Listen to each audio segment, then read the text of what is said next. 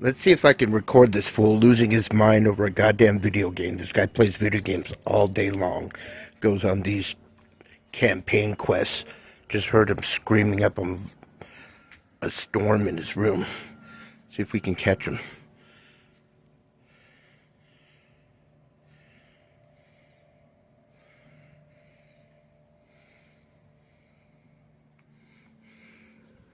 Well, he was screaming fuck out there when he loses his mind because he's done something wrong in his video game. Speaking about video games, I'm going to show this to my other person. I was going to say my friend, but he's not really my friend. He used to be my assistant when I ran my PC business out there. He called me, and he used to game with me back when I played video games. America's Army, which I was one of the top 10 snipers in the game. It's funny, I haven't played a video game since 2004, and I built up my business by claiming I was a hardcore video gamer, building gaming machines for people. But I got sick of video gaming because I got sick of leading clans. I figured out, or I found out, that the only reason I was into video gaming because I like to lord it over people and create clans and lead clans. So this dude, Sith, is his nickname. His gaming name is Dark Sith. He played video games with me. Then I found out he lived in LA, and one day he calls me up. He goes, "Hey, I build computers. Are you looking for help?" And so I hired him on as my assistant. Oh, here comes the baby. Let's focus on the cat. Get up in the chair, your favorite little spot to chill. He wants food. He's going in the house looking for food. He just strolls past me. I'm nothing to him. I'm his bitch. I am this cat's bitch. He just comes in at 4 in the morning, pushes open my door, screams at me, or yells at me for me to feed him. And he just casually walks past me just to check if there's food. Doesn't say hi. Whatever. I love him anyways. So where was I? Oh yeah, I hired him on as my assistant. We used to game together. He had it good. This is when I was carless and trying to operate my business without a car.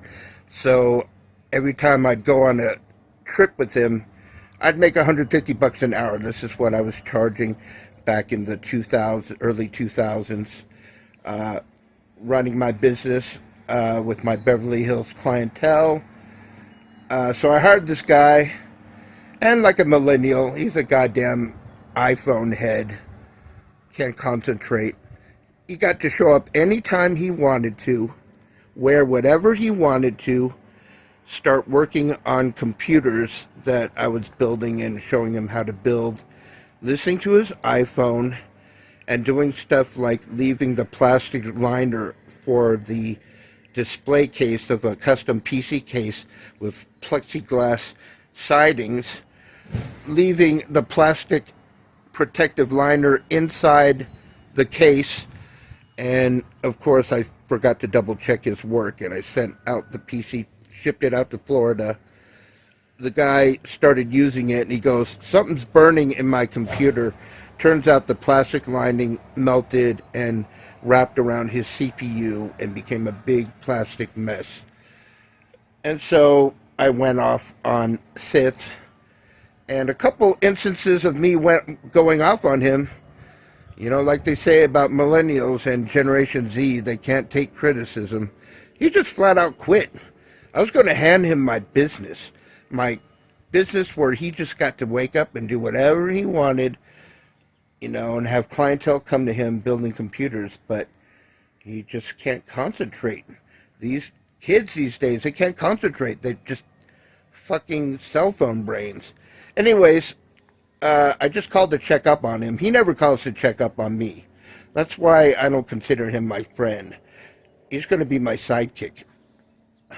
But anyways, looks like he might need to, like, get out of his place. So, Ivan. Oops. All right, whatever. I'm bad with letting out people's names. Sith, Ivan, whatever. Ivan, this is going to be your room, okay? This is the room where we shove boxes in.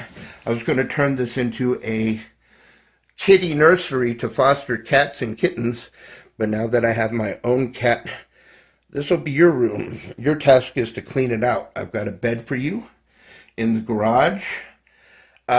If you don't have a vehicle, you can use my motorcycle. In the meanwhile, I will teach you how to ride it. I'm not responsible if you kill yourself riding my motorcycle.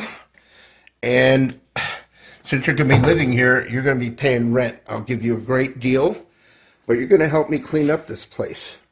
Okay? And we're going to like start taking walks and working out. You're going to help me get better. All the things I was hoping for from my other roommate, Jerry. Please check out the Jerry stories, and you'll see the high hopes I had for him to come in here and humanize me and make me, not walk around in my boxers all day. And I thought we'd go working out, and he'd bring home DoorDash for me, and we'd go eat, and we'd go hang out. Turns out this dude he's just in his room, In the 2 years we've lived together, the car... Oh, I'm sorry, baby. What you crying about? What you crying about? Go check out Ivan's room. In the 2 years I've been living with him, I've been in his car twice. It's the car that I loaned him money for a down payment on. There's a great video called This Is Not My 111th Video. It's got a thumbnail that says My Slave Jerry. That was the thumbnail for the video I shot on 1/11, January 11th. It happened at 1:11 in the afternoon, and it turned out to be the 111th video I uploaded on my channel, the 11th in my ZTGS series. So that video, I had gotten out of the shower. I had told Jerry to leave the car keys of the car that I helped him buy on the table outside. We had this arrangement. I'm going to loan him money for a down payment for his car, and he's going to let me drive it. Anyways, I get out of the shower, looked at my phone. It's 1:11 in the afternoon. Then there's a text message, and the key is not left out like I requested. And the text message said, "Don't talk to me like I'm your slave." And I immediately went over. I set up my phone to record the incident in case he got violent, because I'm really good at, I guess, getting people to try and attack me. I mean, that's my goal. When I get pissed off at somebody and I want a resolution, I antagonize them until they want to, attack me, and then we settle the situation. So I set up my phone to record the situation, and we had a big blowout where I ended up humiliating him and scaring the shit out of him so badly, he begged me not to kick him out of this nice, cozy room. I mean, imagine that. I loaned this dude the money to get his car, and then he fucking is stingy with it, okay? I cook all the time, and I give him food. In the 2 years he's been here, he's never once offered me anything that he's cooked. Well, once. He made a bunch of enchiladas. He said, "You want to try some?" I was so surprised. That's the only time. But that's how he is. You can't expect other people to be generous. I mean, the thing about him is he doesn't try and mooch off me. He doesn't ask me for anything. He's just one of those people that likes to keep to himself and do his own thing, and not a shred of generosity, not a shred of thank you. I gave him an Amazon gift card for Christmas because I felt bad for him, and he wasn't able to buy a lot of his goodies. I gave him an Amazon gift card. Not much, $100. Not a thank you. Not a word. So I stopped doing it. If this guy only knew my personality and how generous I am, and if somebody shows me kindness and shows me a bit of generosity and caring, I return it 100-fold. But I got to be stingy with this dude, man. I don't feel like doing anything for him because he's just all wrapped up in himself. Anyway, so that's roommate number one. He's paying me triple what he used to because he's pissed me off so much. So I got that income coming in. Now we're going to have Ivan come in here, and we're going to work out. And he's going to have a room, and if he needs To generate income, we'll go out and buy him. Probably won't be a cheap used car because of the Donald. Trump just made me a ton of money. Anyways, but that's another story. But this will be your room, and we can go out and get you a car, and you'll be driving DoorDash for me, and you'll be bringing me DoorDash, and we'll be going out and having meals together, and I'll cook for you, and you and I can hang out. We'll catch a movie, blah, blah, blah. So I'm running a halfway home for like messed up adult males who haven't really been able to do anything for themselves. And they're paying me rent and helping me be able to stay in this house, my father's house. That was my whole goal, being able to keep this house, not having the taxes eat me up alive.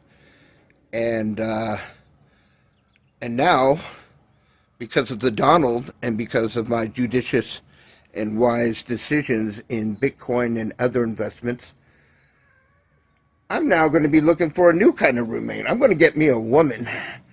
I need a woman to help me because it's not working with Jerry. We're both enabling each other. He smokes, so I can't quit smoking because I come out here and he's smoking, and then I want to smoke. He's not helping me work out. He's a drunkard. I'm trying to get him to stop drinking and go get some help. He doesn't want to do that. He's just continuing. He's just self-determined to, like, end poorly. So I gave him an ultimatum. I said, we're not going to be 70-year-old men fucking squabbling at each other. You know, I don't need his money anymore. So I'm going to give him an ultimatum. I'm going to give him a couple more years. The income is still appreciated. It allows me to eat fancy, I suppose, and blow money on stuff that I normally wouldn't blow money on, but now that I've got his income. And I'll have Ivan's income.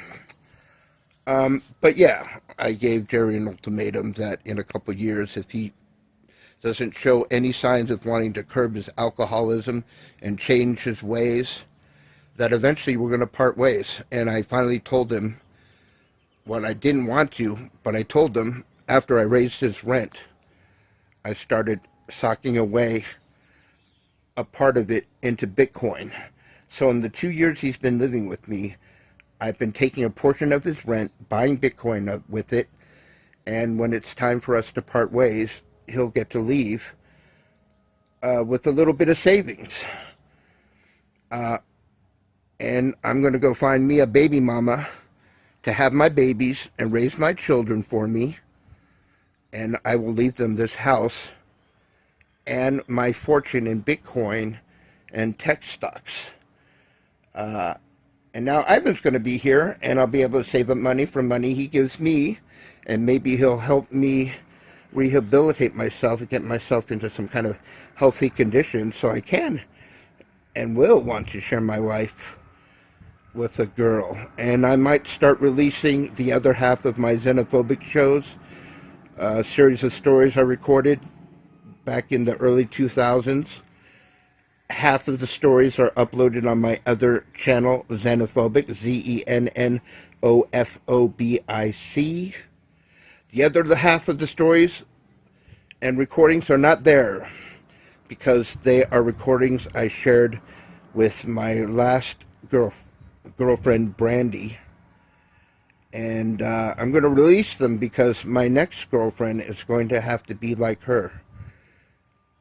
I hope she's not looking at this because she'll feel horrible. Things didn't happen or work out well, and we parted ways, and she's probably got a bunch of kids now with this short order cook that she married, and she just hates to see that this is the house she would have been living in with who might be a multimillionaire in a few years if my Bitcoin and investments pay off. But now I'm looking for another baby mama. 18 and up. If Bill Belichick can do it, I can do it. Nobody over 30. I don't want some world-weary woman with all kinds of issues I have to deal with. I want a sweet girl who's healthy enough to have my babies and take care of them for me, and live a life of traveling and fun with the greatest guy in the world. I'll have to show you my other stories of women that have fallen madly in love with me.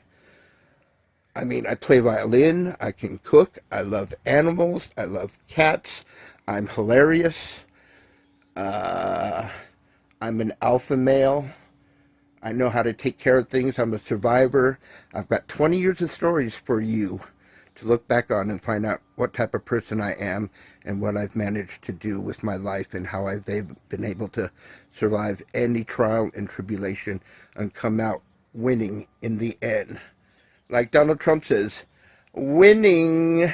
Anyways, I'm going to send this up to you, Ivan, my potential new roommate who's going to be my sidekick. That's it. Have a good day, y'all. Zen out.